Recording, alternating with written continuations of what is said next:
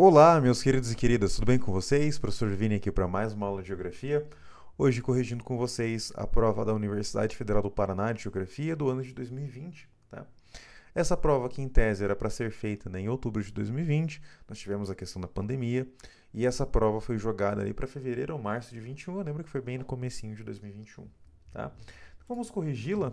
Uma prova, como era o momento de pandemia, foi uma prova de 6 questões, uma prova relativamente mais curta, tá? Um pouquinho diferente do habitual, que se repetiu no ano também de 21, 22. Depois, né, 22, 23 já voltou pro que a gente sempre trabalhou dentro de Universidade Federal do Paraná. Primeira questão desse ano: a expansão das atividades agropecuárias e a ação de madeireiras e mineradoras tem ocasionado a redução dos ecossistemas brasileiros há séculos, colocando uma série de espécies vegetais sob o risco de extinção. No que diz respeito a medidas que assegurem a manutenção dos ecossistemas naturais brasileiros e de sua diversidade biológica, é correto afirmar que. Vamos lá, né? Então, nós temos uma questão que já está trazendo no seu corpo de enunciado uma questão de expansão de atividades agropecuárias que leva a uma ação de desmatamento. Tá? Fora isso, tem ação de madeireiras e também tem ação de mineradoras. Ele está falando, ele está colocando aqui uma coisa muito mais ligado ao desmatamento. Professor, a urbanização entra nesse cálculo? Sim, só que a urbanização ela é muito localizada no Brasil, né? Aqui ele prefere se referir às outras atividades econômicas. Beleza, né? Então, para que eu tenha uma segurança e a manutenção dos ecossistemas brasileiros, tá? É imprescindível que essa aqui é uma das questões que mais a gente já viu discussão dentro de uma prova, tá? Tem, enfim, pessoas da área que discordam no gabarito e a universidade não fez nenhuma alteração naquele ano. Eu explico, né, o que eles entenderam. Letra A. É imprescindível que as espécies continuem vivendo nos seus ecossistemas e permaneçam como estoque genético potencial? Isso é verdade, tá? Então é importante que a gente deixe as espécies em seus locos, em seus locais ali específicos, em seus habitats, tá? Tanto de animais quanto de vegetais. Isso, então, o ecossistema geral, né? E elas permaneçam como um estoque genético potencial que garante variabilidade, que garanta no futuro, mesmo com mudanças climáticas, eu tenha, né, ali uma manutenção desse espaço. Cara, é verdade. Se eu tenho um estoque genético reduzido, tá, eu posso ter problemas. Você tem alguma alteração climática, sobretudo com plantas, tá? Agora, se eu tenho uma alta variabilidade genética dentro de um grupo de espécies, né, no longo prazo eu continuo tendo reprodução. A letra A é verdade, é o que o gabarito trazia, então isso aqui não deixa de estar errado. Letra B. Ocorre um aperfeiçoamento contínuo da legislação ambiental, adaptando a realidade presente. Gente, a realidade presente de um bioma, ela dificilmente muda na nossa escala de tempo. Professor, como assim? Tá? Por exemplo, vamos pegar a Mata Atlântica. A Mata Atlântica tem né, entre o começo dela e o clímax, alguns falam de alguns lugares de encosta até 200 anos, por exemplo. Floresta Amazônica também é bastante, né? Só que bem menos que Mata Atlântica e encosta. O Cerrado tem, por exemplo, se regenera em 3 anos. Né? Então, varia muito do que eu estou analisando. Esta realidade do bioma é uma relação natural climática, principalmente. Tá? Ela muda? Não. Tá? Então, uma vez que a gente estabeleça uma lei para um local, cara, a realidade natural não vai mudar na nossa escala de tempo. Tá? A lei é uma lei. Tá? Letra C. As áreas de reflorestamento com espécies nativas sejam ampliadas e ecologicamente manejadas. Gente, a primeira coisa, o ambiente nativo ele tem que ser ampliado? Então, assim, tá destruído, a gente vai regenerar, beleza. Agora, ecologicamente manejados, a ideia do manejo é que ficou fora, tá? A gente entende que quem escreveu isso aqui é extremamente conservacionista, tá? Então, entende que a gente não pode enfim, nem fazer leis adequadas àquilo momentânea, nem muito menos manejar as regiões. Então, essa questão ela partiu de uma ideia bem conservacionista. Por exemplo, muitos professores consideram a letra C correta. Tem inclusive gente da área, professores da área. Não estou falando de professor de ensino médio igual eu, pré-vestibular. Estou falando de professores pesquisadores, tá? Mas, para muitos, essa questão tinha que ser A e C correta, tá? Letra D. Proposições mais avançadas de educação ambiental sejam estendidas para comunidades tradicionais. Gente, comunidade tradicional não é um problema, né? Indígena não é problema, quilombola não é problema, ribeirinho não é problema. caiçara ou, sei lá, qualquer outro tipo de quebradeira de coco do Maranhão não é um problema ambiental, né? Então não é isso. Seriam para as comunidades gerais, agricultores, pecuaristas. Letra E. Novas soluções tecnológicas sejam ampliadas nas áreas de preservação ambiental para mitigar a dependência de processos ecológicos. De novo, ele traz uma ideia de pessoas fazendo alterações no espaço, né? Então, se eu estou partindo de um ponto de vista conservacionista, né, que a gente não poderia impactar nem entrar na natureza, isso aqui ficaria errado.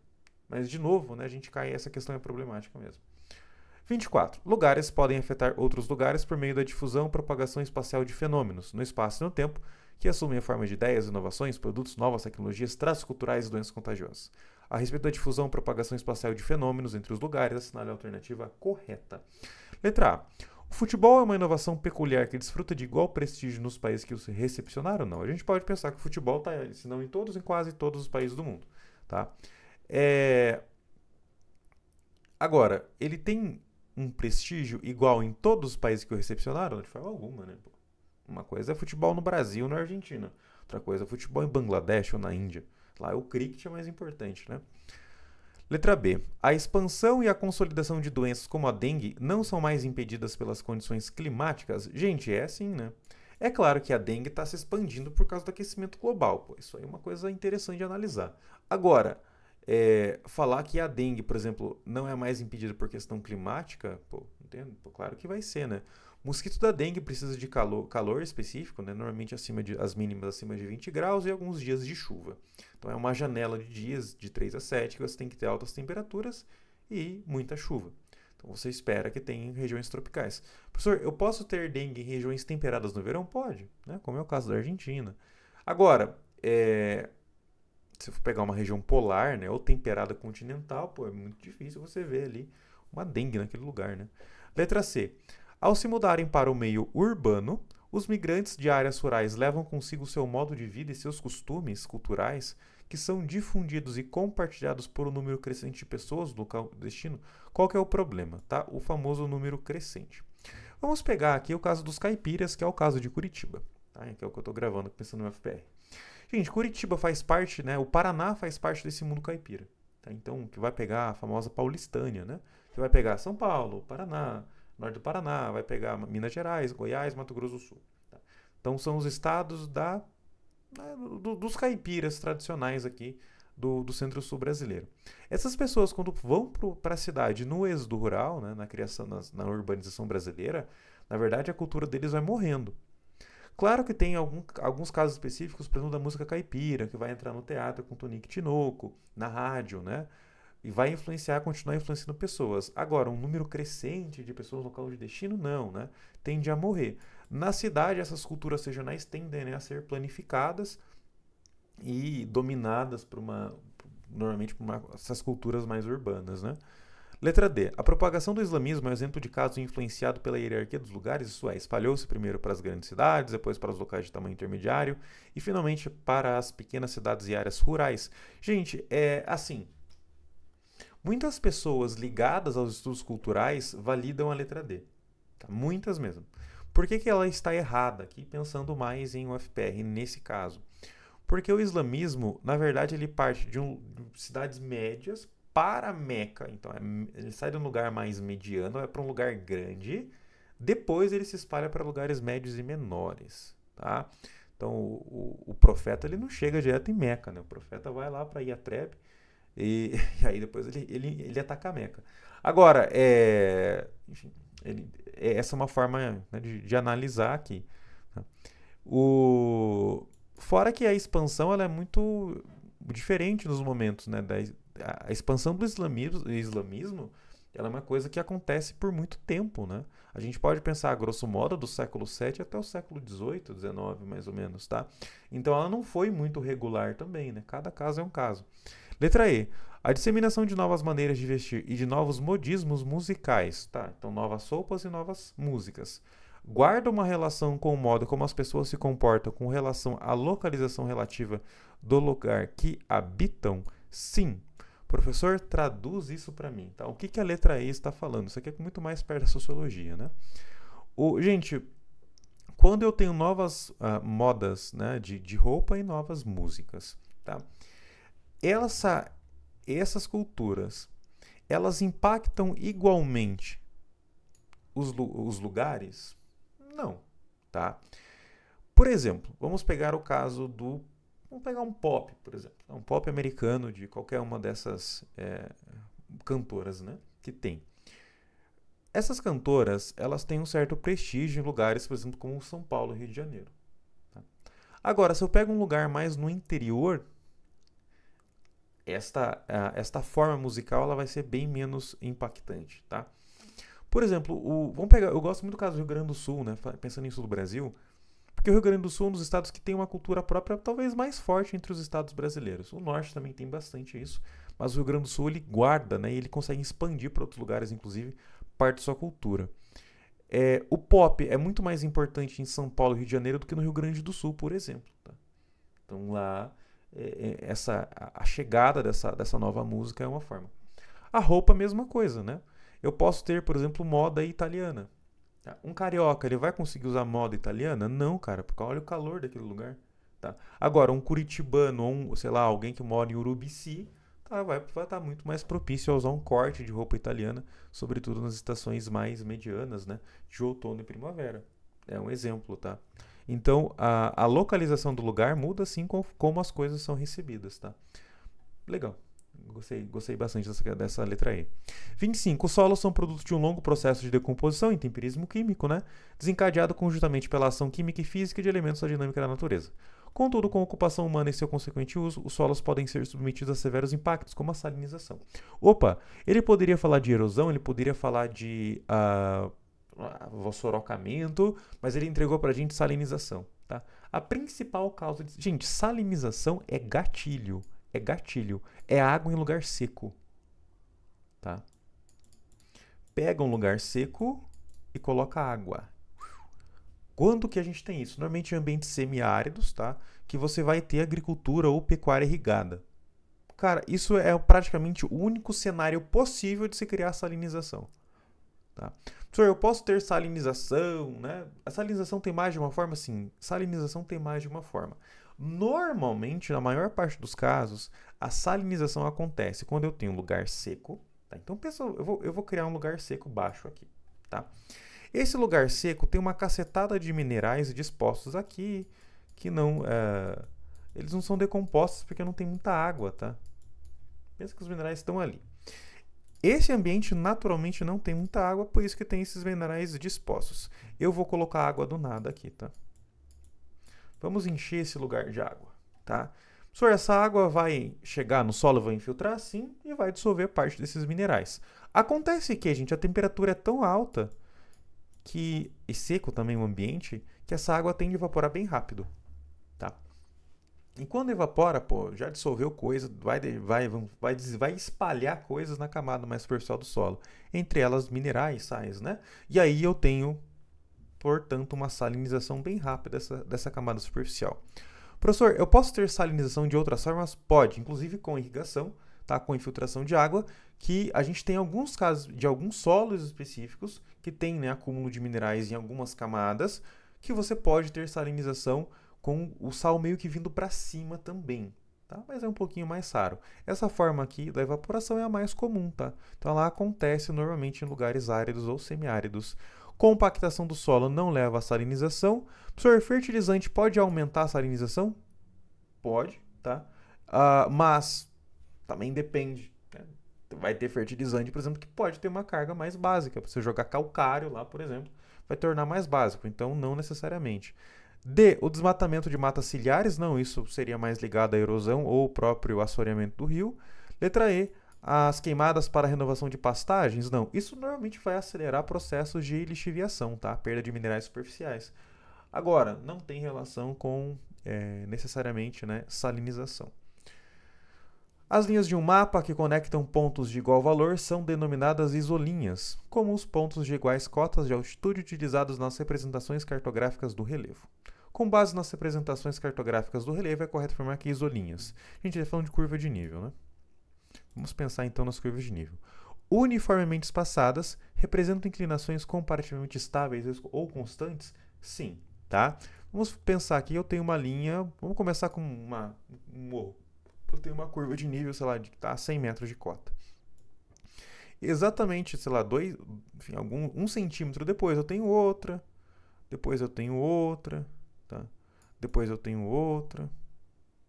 O que que isso me mostra? Que o espaço entre elas está meio constante. Professor, então eu tenho uma região, tá? Que tem uma declividade e uma aclividade meio que constante? Sim, tá? O ângulo é meio que igual. Professor, ele pode ser declivoso, ele pode ser plano, mas existe um equilíbrio do terreno. É isso que ele está falando. Seria um terreno estável constante. Cara, legal a letra A. A letra A é correta. B, estreitamente espaçadas, então elas estão muito próximas, né? Representam encostas suavemente inclinadas? Não, tá?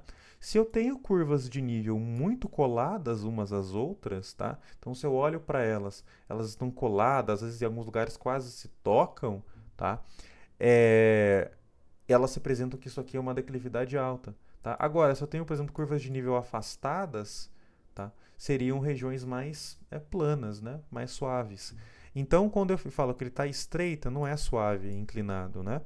Quando nascer, ele fala amplamente espaçadas, então elas estão longe uma das outras. Representam encostas íngremes? Não, representam regiões bem mais planas, né? Letra D. Somente formam círculos abertos quando representam formas de relevo plano? Não. Eu posso ter curvas de nível, curvas abertas? Pode, por exemplo, em falésia. Eu posso ter isso numa cachoeira, por exemplo.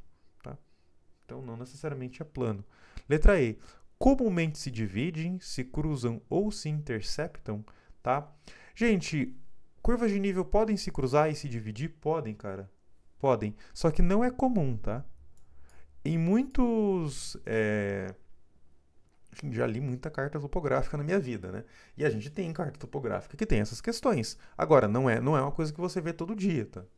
É difícil, na verdade. Então, não é comum, não. 27.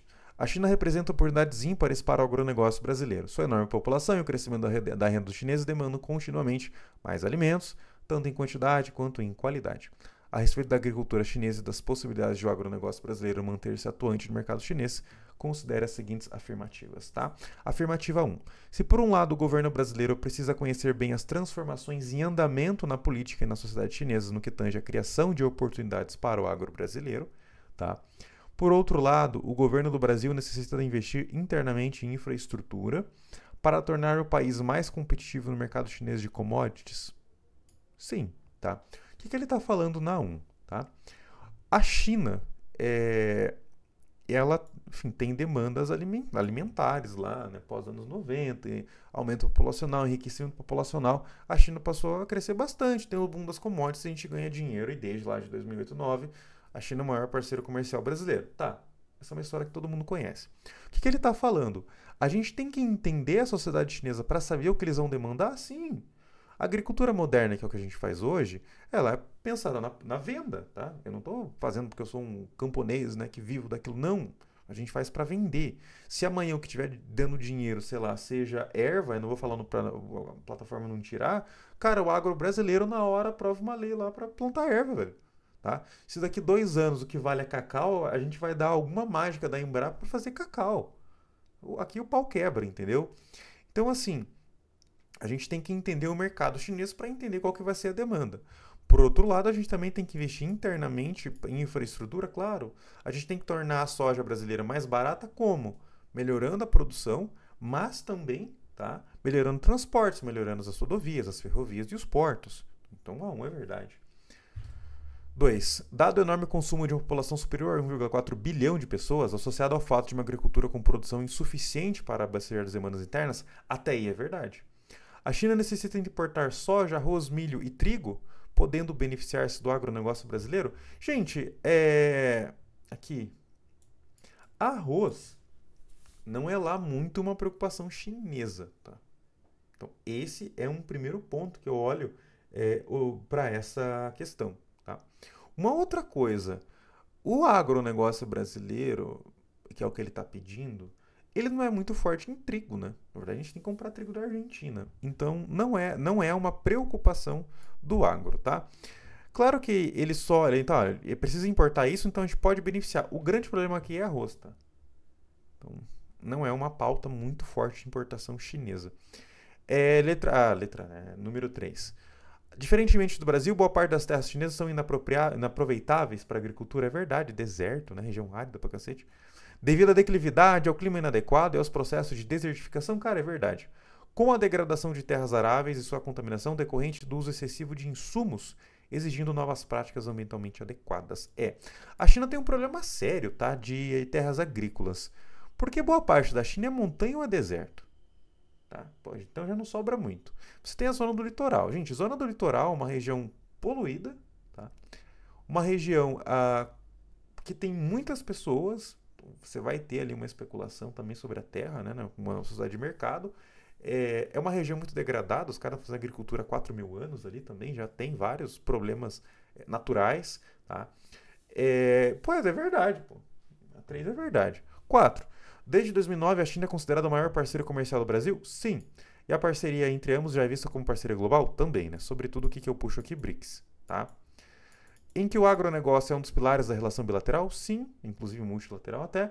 Demandando a cooperação em ciência e tecnologia agropecuária? Sim. Tá? Então, como nós temos uma parceria grande com a China, essa parceria não é apenas esse bilateralismo, mas vai para outras coisas como os BRICS. Cara, legal. E o agronegócio é um pilar? Sim, quem alimenta o agro do Brasil é a China.